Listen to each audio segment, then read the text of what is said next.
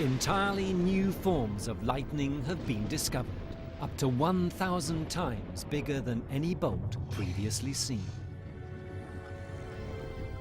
While normal lightning fires down below clouds, these giant bolts shoot up 80 kilometers into space.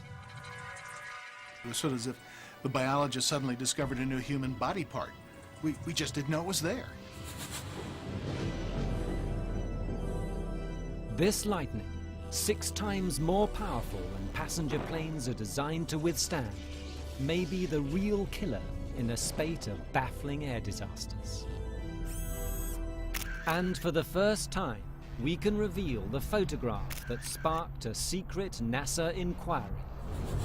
Was this the proof that a high-altitude lightning strike caused the crash of the space shuttle Columbia?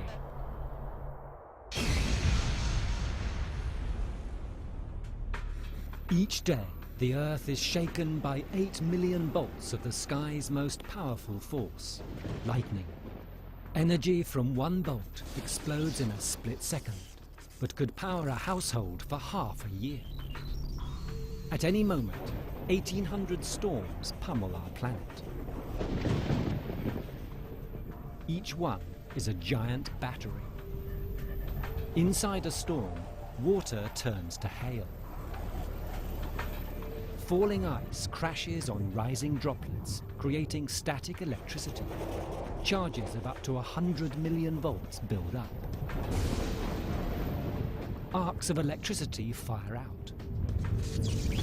More than 90% of all bolts fire within clouds. But a highly charged storm will fire a cascade of electricity down to Earth, drawn to the highest point. A blade of grass can trigger lightning, or even a person. Each year, 1,000 people around the world die after direct hits. A lightning bolt is only 3 centimeters wide, but at 33,000 degrees Celsius, it is hotter than the surface of the sun. This heat expands the surrounding air, which explodes outwards as thunder. The sound of lightning. A lightning flash travels at the speed of light. Its thunder travels much more slowly. The shorter the time between the flash and the thunder, the closer the lightning bolt. Few cloud-to-ground strikes are longer than 3 kilometers, and textbooks always used to say no lightning could exist above the clouds. But then weatherman Walt Lyons aimed his camera across the Colorado Plains on July the 6th, 1993. What he saw overturned 200 years of scientific certainty in an instant. He filmed these video images showing lightning 80 kilometers high and 40 kilometers wide, firing above the clouds. Their existence had been dismissed as fantasy. Now their discovery sheds new light on what has been causing airplanes to fall from the sky.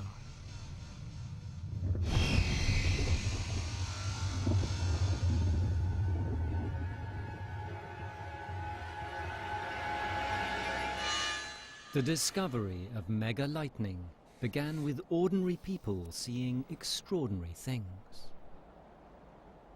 In 1969, Stuart Beecher was defending a mortar pit outside Saigon in South Vietnam when a storm broke.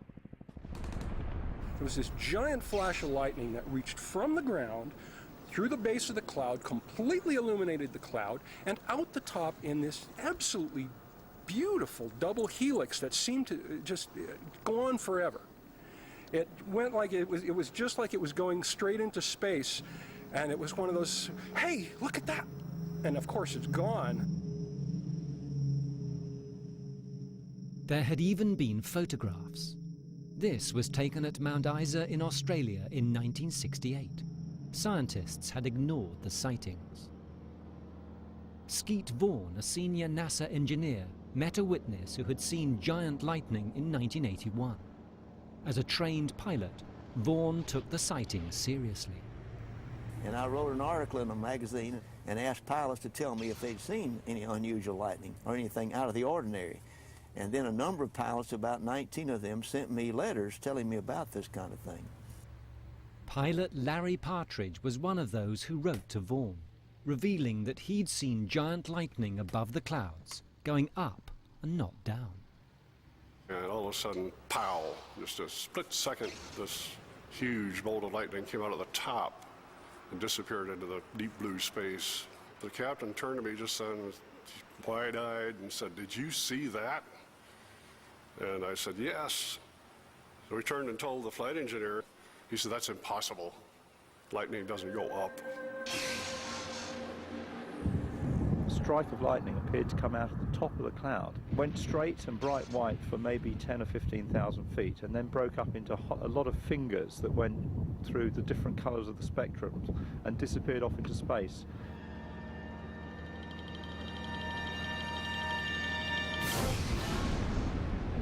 But most of the pilots said they had never talked to many people about this, because they were somewhat reluctant, because they were afraid, since they were flying at night and things of this sort, that they might think they were having hallucinations or had other problems, and they didn't want to talk about it. Nobody would believe them anyway, until you have documented evidence, a photograph or something like that.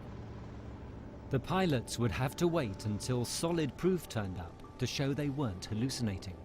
The problem was, few people get to see above storms, and the pilots who do rarely carry cameras. But if the observer is below clear skies and there's a distant storm, what's above thunderclouds can be seen from the ground. By chance, in 1989, University of Minnesota physicist Franz Winkler was testing a camera in these very conditions. He was filming the sky above a storm 200 kilometers away. Ordinary lightning was flashing below the horizon. But when Professor Winkler played back the tape, he saw something different. The camera had recorded a flash above the cloud tops, showing twin pillars of light. But this was where lightning was not supposed to exist.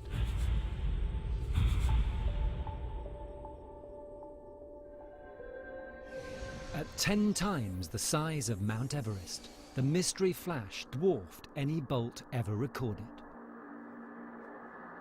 The possibility of giant lightning came at a bad time for the American space agency NASA. On March the 26th, 1987, they launched a $100 million military satellite into storm clouds. What happened next would make NASA face the sky's most powerful force.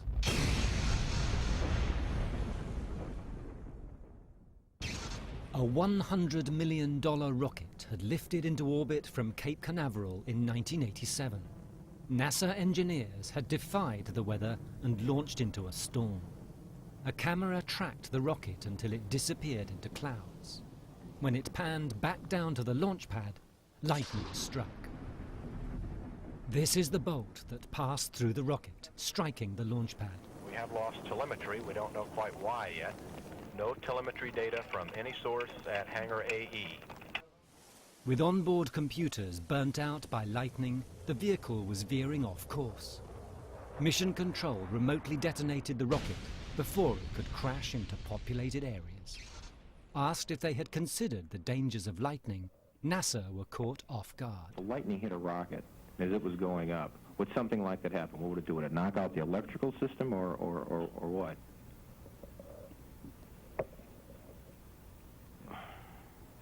Well, there could be any number of things would happen. I think at this point I don't want to really speculate. NASA were criticized for ignoring the dangers of lightning.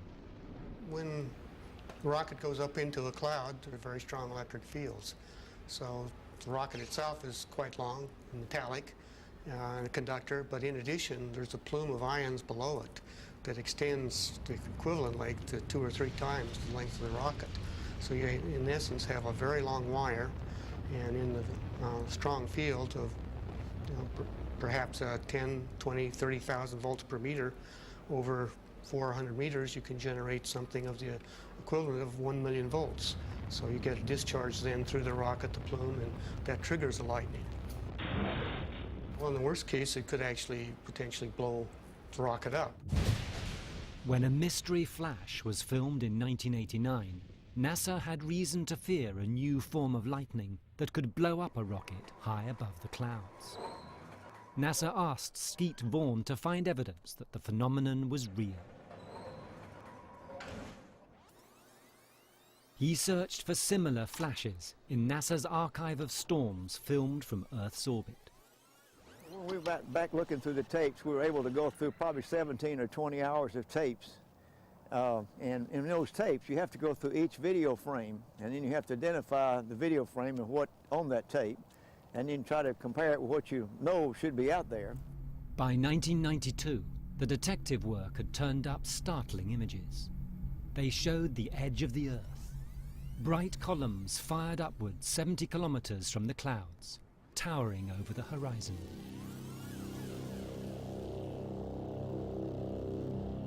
We found a total of probably 19 of those things on different shuttle flights over time.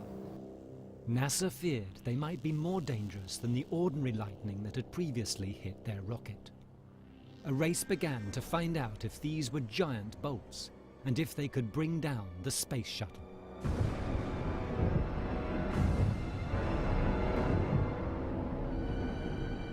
NASA turned to Walt Lyons, a world expert in the detection of distant lightning strikes. NASA had used his skills to make launches safer after the 1987 disaster. Their rocket safety team now shared their concerns over the new discovery. When it appeared that there was this whole new form of lightning, not coming down but going up, naturally the safety people were concerned, and they said, we better find out about this. Walt Lyons' observatory on Yucca Ridge was perfect for hunting lightning.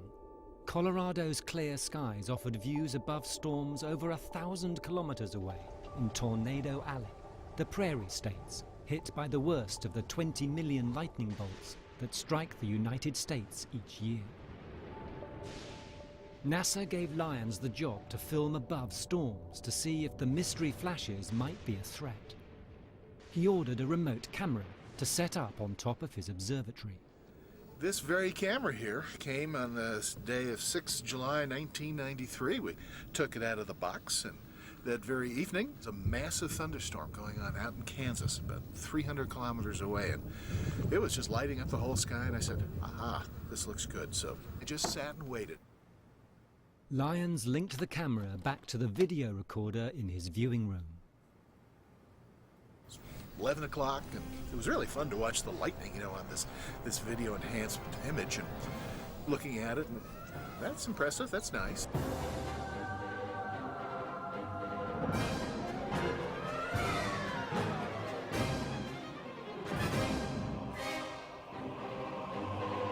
$12 o'clock, yeah, that's nice. 1 o'clock, it's nice, but not much